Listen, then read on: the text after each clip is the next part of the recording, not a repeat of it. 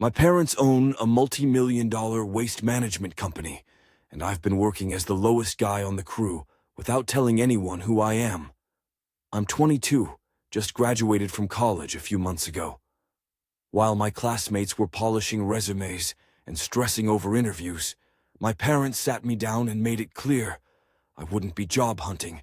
I'd be working for them. They run a massive waste management company like citywide contracts, fleet of trucks, recycling centers, the whole deal. It's their legacy, and they want me to take over someday. But they also made it clear I wouldn't be jumping into some cushy office role with a fancy title.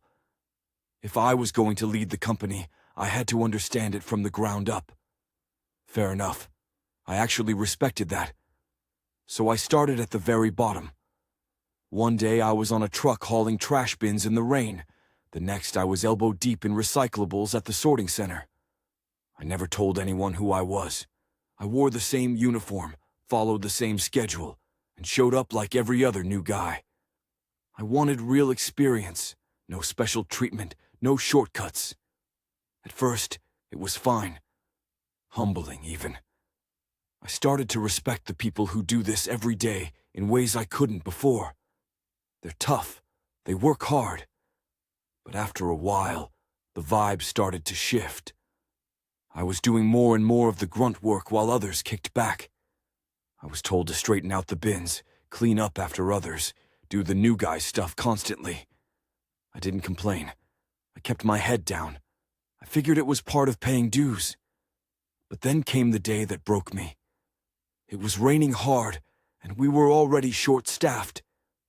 I barely slept the night before, showed up exhausted, and got drenched within the first hour. My clothes were soaked. I was cold and running on fumes.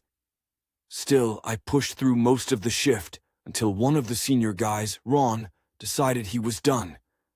He dumped the rest of his tasks on me and said, "You're the new guy, you handle it. I gotta leave early." I snapped. Politely but firmly, I told him no. I wasn't doing his work. I was done letting people pile on just because they outranked me. He stared at me like I'd grown a second head. Then, with a smirk, he said, "Careful. Management might not like it if I start talking about your attitude." I looked him dead in the eye and said, "Then let's go to management right now." He blinked, didn't say another word, just walked off. That was the first time I've ever stood up for myself like that at work. I didn't play the "I'm the owner's son" card. I still haven't.